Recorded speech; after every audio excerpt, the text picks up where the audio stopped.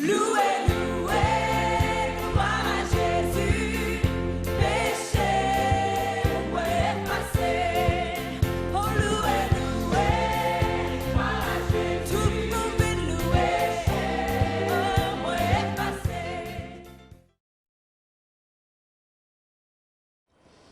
Bonjour et bienvenue à cette dernière leçon, la 12e leçon dans la série l'étude Explorons la parole de Dieu. Aujourd'hui, on va prendre ce qu'on a commencé dans la 11e leçon, on va le prendre un petit peu plus loin, on va parler de la fin des temps et certains de ces événements qui vont se passer et ce qui se passerait par la suite. On va commencer avec le premier diagramme, celui qui est intitulé « La tribulation ». La fin des temps est représentée d'une manière impressionnante dans les Écritures. Hébreux 10, 31 dit ceci: « C'est une chose terrible que de tomber entre les mains du Dieu vivant. » Bien sûr, on sait que les mains de Dieu nous soutiennent, nous aident, mais lorsque nous sommes fidèles, lorsque nous sommes soumis à lui, mais lorsqu'on est désobéissant, lorsqu'on est rebelle, on a toujours vu que Dieu avait un jugement à prononcer sur la personne en question. Ce dernier leçon de notre étude biblique traite le sujet du jugement de Dieu. Daniel était un grand prophète pendant la captivité babylonienne des Juifs. Il a parlé d'une période de 7 ans à la fin des temps.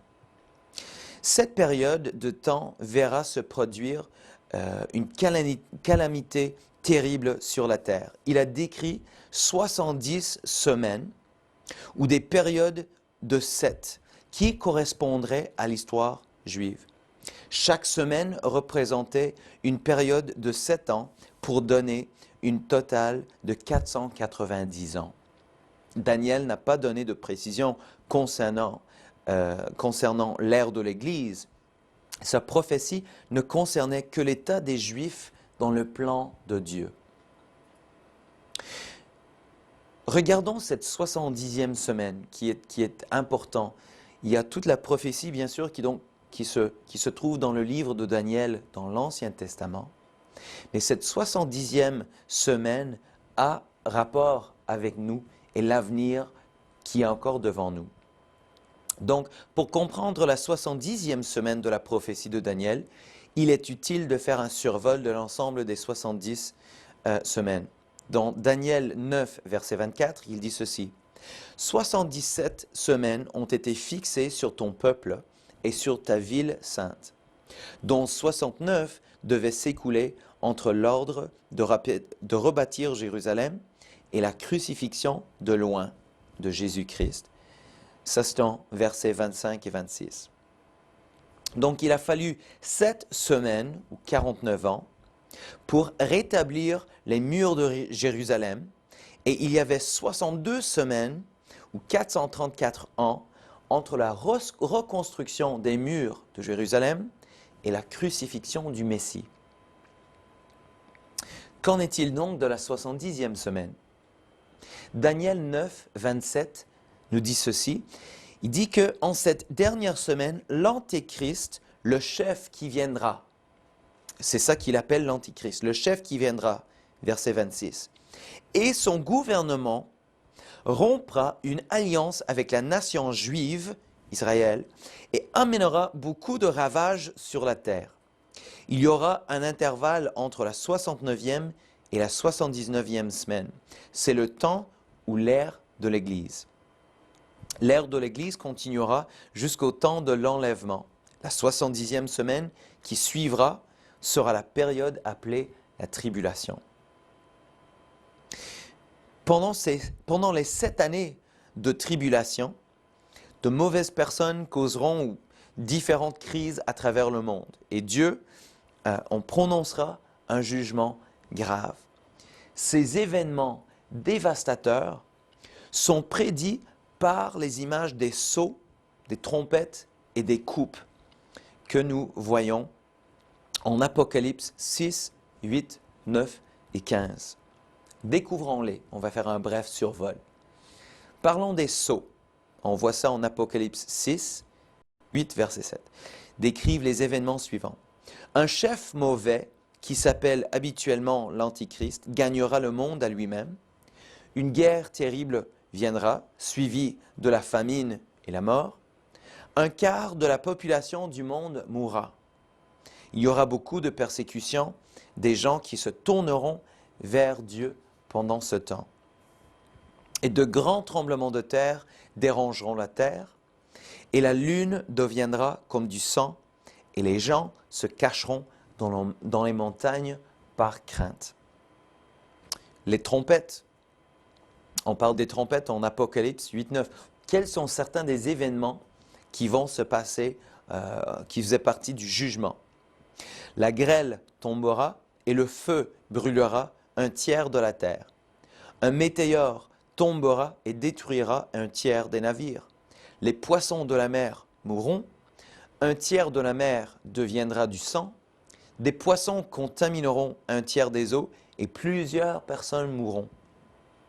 Une grande obscurité viendra sur la terre et pendant 5 mois, des sauterelles piqueront des gens sur la terre. Une armée de 200 000 hommes tuera un tiers de la population.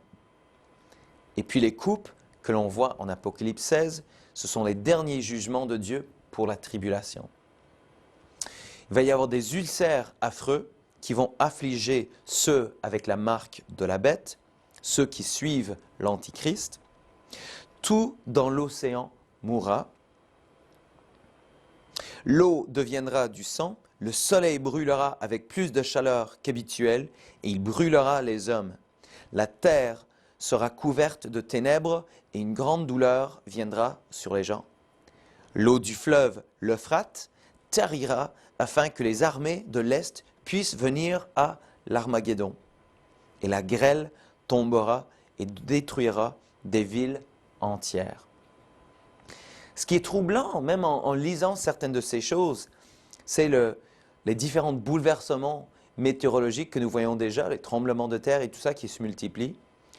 L'état de nos océans et la vie poissonnière dans nos océans devient de pire en pire. Il y a de plus en plus de crainte par rapport au soleil et les rayons ultraviolettes qui viennent donc, qui brûlent d'une autre façon. Donc il y a déjà, les choses sont déjà moins stables qu'elles ne l'étaient il y a des années. Donc on peut voir certains, comme un petit avant-goût. Avec le 4e sceau, un quart de la population de la Terre mourra. Avec plus de 5 milliards de personnes vivant aujourd'hui, ce sera bien plus d'1 milliard de personnes mortes en peu de temps. Avec la 6e trompette, un tiers de la population restante, encore plus d'1 milliard, mourra dans peu de temps. Regardons ce personnage de l'Antéchrist, le chef politique puissant qui va venir. Donc l'Antichrist est décrit ou prédit comme un chef politique puissant qu'on appelle l'Antéchrist. Il viendra pour dominer le gouvernement mondial pendant la tribulation. Même cette question de gouvernement mondial, on voit de plus en plus d'institutions mondiales. Donc nous nous approchons, nous nous dirigeons vers une situation où toutes les autres choses sont en place. Donc il aura beaucoup d'aide auprès du faux prophète, et le faux prophète sera le chef religieux du monde. Un système mondial de gouvernement avec un seul chef portera son influence sur les secteurs politiques, religieux et économiques. L'Antéchrist comme tel, en 2 Thessaloniciens 2, 3 à 10, décrit ce mauvais chef comme l'homme du péché, le fils de la perdition, l'homme du péché qui va paraître, verset 3. Verset 4, l'homme qui s'opposera à Dieu. Il va s'élever au-dessus de Dieu. Il va s'asseoir dans le temple, se proclamant lui-même comme Dieu. Verset 4. Versets 8 et 9, il sera détruit par le Seigneur Jésus à l'Armageddon. Il se fera par la puissance de Satan des signes et des prodiges mensongers, il trompera ceux qui n'aiment pas la vérité. Encore une fois, si vous connaissez la parole de Dieu, si vous aimez, si vous avez à cœur la parole de Dieu, vous êtes bien armé pour ne pas être déçu, pour ne pas être trompé. Et puis, les versets 11 à 12, Dieu permettra à ceux qui n'aiment pas la vérité et sont trompés par l'Antéchrist qu'ils croient à un mensonge et soient condamnés. Vous avez besoin de la parole de Dieu dans votre vie, sinon vous risquez d'être condamné. Moi, j'ai besoin de la parole de Dieu, peu importe si j'ai suivi le plan de Dieu. Si à un moment donné, je perds cet amour, si à un moment donné, je rejette la parole de Dieu, je peux être trompé et je peux être condamné. Apocalypse 13 décrit aussi l'Antéchrist comme une bête qui monte de la mer. Verset 2 dit ceci, « Le dragon, Satan, lui donnera sa puissance et son autorité, donc à l'Antéchrist. Le système de gouvernement du monde sera, dans un certain sens, un résurgence du vieil empire romain. » Verset 3. « Le peuple adorera la bête. » Verset 4. « Il aura tout le pouvoir pendant les dernières 3 ans et demi de la tribulation. » Verset 5. Verset 6, « Il blasphémera Dieu, son nom et ceux qui habitent dans le ciel. » Verset 7, « Il fera la guerre contre ceux qui se tournent vers Dieu pendant ce temps. » Et versets 16 à 17, « Il fera en sorte que tous recevront une marque sur la main droite ou sur le front afin d'acheter ou de vendre. » Mes amis, ça se voit déjà dans le monde qu'il y a des puces qui se mettent à l'intérieur de la main ou du front. On le dit que c'est pour rechercher en cas de perte ou en cas d'enlèvement. Certaines personnes l'utilisent pour ouvrir leurs appartements, pour débarrer les portes, pour ouvrir la télévision, pour débarrer les portières de la voiture, etc. Et il y a certaines stratégies pour pouvoir contrôler ceux qui peuvent acheter et vendre dans certains pays avec certaines cartes d'identité, etc. Nous nous approchons des fins des temps, mes amis. Nous nous approchons de la fin des temps. Et verset 18 dit que son chiffre sera 666. Il va y avoir aussi, à côté de l'Antéchrist, il va y avoir le faux prophète. Lui qui sera chef du gouvernement ou du système religieux mondial. Apocalypse 13 décrit aussi un chef religieux pendant la tribulation qui travaillera en étroite collaboration avec l'Antéchrist. Il aidera celui-ci dans sa quête de suprématie mondiale. La Bible mentionne à 3 autres reprises, il mentionne cet homme. Apocalypse 16, verset 13, Apocalypse 19, verset 20 et Apocalypse 20, verset 10. Mais selon Apocalypse 13, là où nous nous trouvons actuellement, ce faux prophète exercera toute autorité, verset 12. Il obligera au peuple d'adorer l'Antéchrist et de se soumettre au système mondial, verset 12. Verset 14, il fera des miracles par la puissance de Satan, il sera un trompeur, il fera faire une image de l'Antéchrist. Verset 15, il donnera la vie à l'image afin que l'image parle. Il tuera tous ceux qui n'adoreront pas l'image de la bête. Ça, c'est le faux prophète, le chef du gouvernement religieux. Quel sera le gouvernement mondial sous le système de l'Antéchrist? Nous avons déjà étudié l'image du rêve de Nebuchadnezzar dans la 11e leçon. Les 10 orteils de la statue correspondent aux 10 cornes d'une bête en Apocalypse 13, 1, Apocalypse 17, 12 et Daniel 7, versets 7 et 24. On voit un parallèle entre les 2 visions. Celui de Nebuchadnezzar, c'était les 10 orteils des pieds, et dans l'Apocalypse, c'était les 10 cornes d'une bête. Il s'agit de 2 représentations d'un ensemble de 10 nations qui constitueront une puissance mondiale importante dans les derniers jours. Ces nations seront sûrement ouvertes à, soumises à, ou du moins appuyées par une religion mondiale, et leur alliance avec eux sera sûrement de nature économique. Tout cela leur garantira voix au chapitre en ce qui concerne l'établissement d'éventuels chefs politiques mondiaux. Ces nations aideront l'Antéchrist à accéder au pouvoir et à maintenir ce pouvoir pendant plusieurs années, puis leur autorité sera diminuée par l'Antéchrist après qu'il s'en sera servi pour ses propres fins. Apocalypse 17 caractérise cette Église mondiale de prostituées, ivre du sang des saints et du sang des témoins, qui restera assise sur la bête. Donc, cette prostituée, donc la religion mondiale, restera assise sur la bête. Donc, il y aura relation avec l'Antichrist, jusqu'à ce que celui-ci la tue. Le système politico-économique détruira la fausse Église mondiale, prenant sa puissance et sa recherche. Tout cela va s'amener éventuellement à la bataille d'Armageddon. La vallée de Jizreel ou Esdraelon est située à l'ouest du fleuve du Jourdain et à l'est de la mer Méditerranée. La bataille de l'Armageddon sera menée dans cette région, entre le Jourdain et la Méditerranée.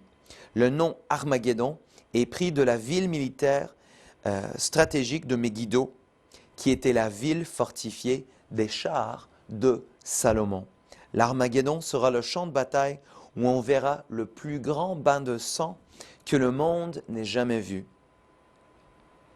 L'Antichrist avec le faux prophète régnera sur le monde avec un main de fer pendant 3 ans et demi. Il aura l'autorité sur la vie politique, religieuse et économique du monde, mais Dieu va préserver 144 000 croyants juifs pendant ce temps qu'il délivrera de la puissance destructive de l'Antichrist. Les Juifs vont constituer une épine dans la chair de ce chef mondial. Il sera capable de briser la volonté des autres nations, mais pas celle des Juifs. Il cherchera à les détruire et rassemblera ses chefs et ses armées dans ce but. À ce moment-là, le Seigneur interviendra avec une armée céleste. Apocalypse 19, 19 dit « Et je vis la bête et les rois de la terre et leur armée rassemblés pour faire la guerre à celui qui était assis sur le cheval et à son armée. » Apocalypse donc nous donne vraiment des détails surprenants sur ce qui va se passer. Cette bataille constituera la fin de la tribulation, la fin de cette période de 7 ans, la dernière tentative de l'Antichrist contre Dieu et son peuple. Encore une fois, je vous ai déjà dit peut-être une fois ou deux, cette bataille entre Satan, ce n'est pas vers nous qu'il dirige ça, c'est encore cette rébellion qu'il a envers Dieu. Et c'est même, il va se servir de l'Antéchrist pour essayer de mener cette bataille contre Dieu.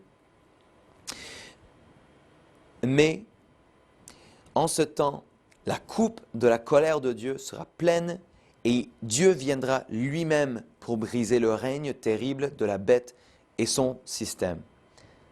Après cette bataille, Jésus installera le règne millénaire sur la terre. Ça sera 1000 ans de paix. Apocalypse 19, 11, 14 et 16 dit ceci. « Puis je vis le ciel ouvert, et voici parut un cheval blanc. Celui qui le montait s'appelait Fidèle et Véritable. Et il juge et combat avec justice. Les armées qui sont dans le ciel le suivaient sur des chevaux blancs, revêtus d'un fin lin blanc pur. Et il avait sur son vêtement et sur sa cuisse un nom écrit, Roi des rois et Seigneur des seigneurs. Jésus viendra avec son Église pour terminer le règne de la bête et pour détruire son système mondial. Le jugement de la bête est une chose sûre. Le jugement du faux prophète est une chose sûre. Apocalypse 19, 20 dit ceci, « Et la bête fut prise, et avec elle le faux prophète. Ils furent tous les deux jetés vivants dans l'étang ardent de feu et de soufre. » Je suis conscient que parfois certains de ces détails peuvent sembler issus ou sortis d'un film de science-fiction. Mais autant nous avons cru que la parole de Dieu était spécifique et détaillée pour annoncer qui était Jésus, qu'est-ce que Jésus allait vivre, allait faire, comment il allait mourir. Toutes les prophéties dans l'Ancien Testament concernant Jésus se sont produites. On a vu que les prophéties données dans l'histoire, avec un peu de recul, se sont produites aussi.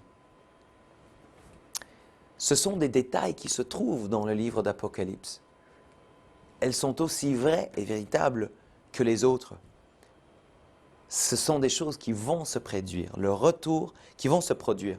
Le retour du Seigneur est proche et tout ce qui accompagne cela. Le retour de Christ est le millénium. Quand Jésus viendra avec ses armées à Armageddon, il détruira ce système de gouvernement mondial et il se tiendra sur la montagne des Oliviers, près de Jérusalem. Ce même montagne d'Oliviers où il a prononcé cette parole « Jérusalem, Jérusalem, combien de fois j'ai voulu te rassembler, mais tu n'as pas voulu. » Il va revenir sur ce même endroit. Zacharie 14 et 4 dit ceci, « Ses pieds se poseront en ce jour sur la montagne des Oliviers qui est vis-à-vis de Jérusalem. Du côté de l'Orient, la montagne des Oliviers se fendra par le milieu à l'Orient et à l'Occident. Il se formera une très grande vallée. » Le paysage autour de Jérusalem ne sera jamais le même après que le Seigneur reviendra en gloire pour établir son royaume. Quelles sont quelques-unes de ces caractéristiques de cette ère, ces 1000 ans de paix que Jésus va instaurer, va établir? Quelles sont les caractéristiques du millénium? D'abord, Jésus-Christ sera roi de la terre. Zacharie 14, 9 dit ceci, « L'Éternel sera roi de toute la terre. En ce jour-là, l'Éternel sera le seul Éternel, et son nom sera le seul nom. » Deuxièmement, Jésus régnera pendant 1000 ans sur la terre. Apocalypse 20, 6. « Heureux et saints ceux qui ont part à la première résurrection. La seconde mort n'a point de pouvoir sur eux, mais ils seront sacrificateurs de Dieu et de Christ. Ils régneront avec lui pendant 1000 ans. » C'est Apocalypse 26. Il va y avoir le jugement des nations, Matthieu 25, 31 à 46. Les nations du monde qui ont béni ou persécuté les Juifs, particulièrement durant la tribulation, seront alors jugées. Est-ce que vous vous rappelez de la promesse que Dieu a donnée à Abraham il y a de nombreuses années auparavant? Je vais bénir ceux qui te béniront et je vais maudire ceux qui ne maudiront. C'est la même chose. Pour les nations du monde qui auront béni ou persécuté les Juifs, ils seront jugés sur ces bases. Un autre caractéristique, le peuple de Dieu régnera avec Christ, selon Zacharie 9, 11 à 17, 12, 10 à 14, 13, 1, Luc 19, 19 et Apocalypse 20, 1 à 6. La capitale sera Jérusalem. Les nations monteront chaque année pour adorer le Seigneur dans cette ville, selon Zacharie 14, 16 à 17. Pendant le millénium, Satan, l'ennemi, sera lié. Apocalypse 20, les versets 2 à 3. Qu'est-ce qui se passe donc après ces 1000 ans de paix? Après 1000 ans du règne de Jésus-Christ sur la terre, le jugement du grand trône blanc aura lieu. Ce sera un jugement de tous les morts depuis le commencement de l'humanité. Et les seules personnes à ne pas être jugées seront ceux qui auront été rachetés, ceux qui auront mélangé la foi et l'obéissance, ceux qui auront marché, accepté et se seraient soumis au plan de Dieu, morts et vivants, qui seront montés pour rencontrer le Seigneur dans l'enlèvement. Ces personnes-là ne seront pas jugées lors de ce jugement du grand trône blanc. Apocalypse 20, 11 à 12 nous dit « Puis je vis un grand trône blanc, et celui qui était assis dessus. La terre et le ciel s'enfuirent devant sa face, et il ne fut plus trouvé de place pour eux. Et je vis les morts, les grands et les petits, qui se tenaient devant le trône. Des livres furent ouverts. » Quels sont les éléments de ce jugement du grand trône blanc? Il y avait le trône. Jean a vu un grand trône qui dit être blanc et impressionnant. Le juge allait être Jésus. Jésus-Christ s'assiera sur le trône. Les jugés seront les morts, peu importe, le verset nous a dit grand ou petit, peu importe l'arrière-plan économique, socio-économique, religieux, etc. Tous les morts seront jugés, ceux qui n'auront pas été soumis au plan de Dieu. Apocalypse 20, 13 dit même la mer rendit les morts qui étaient en elle. La mort et le séjour des morts rendirent les morts qui étaient en eux. Quelles seront les preuves lors de ce jugement? Apocalypse 20, 12 dit « Des livres furent ouverts, et un autre livre fut ouvert, celui qui est le livre de vie. Et les morts furent jugés selon leurs œuvres, d'après ce qui est écrit dans ces livres. » Les livres représentent la Bible qui révèle le plan de Dieu pour l'humanité. Dieu nous a donné un témoin, il nous a donné son plan, il nous a donné tout ce qu'il nous fallait pour être sauvés dans la parole de Dieu. Est-ce qu'on s'y serait soumis? Ça va avoir une importance. Les livres représentent aussi l'histoire enregistrée de la vie de chaque personne et le livre de vie, le livre avec les noms des justes de tous les ères. Qui seront les témoins dans cette cour? Les témoins seront les saints de l'Église qui seront présents avec Jésus. La Bible dit qu'ils vont régner avec Jésus. Et le jugement, quel sera le jugement prononcé d'après Apocalypse 20, 15? Quiconque ne fut pas trouvé écrit dans le livre de vie fut jeté dans les temps de feu. Encore une fois, ça semble un vieux message, une vieille prédication. Cette question, on ne parle plus de ces choses, du jugement de Dieu, du feu, le jugement par le feu. On entend rarement ces messages de nos jours. Mes chers amis, c'est dans la parole de Dieu. Moi, je n'y peux rien. Vous n'y pouvez rien. La Bible en parle. Nous devons croire que ça va se passer parce que la Bible en parle. Le temps après le jugement du grand trône blanc n'est pas décrit en détail.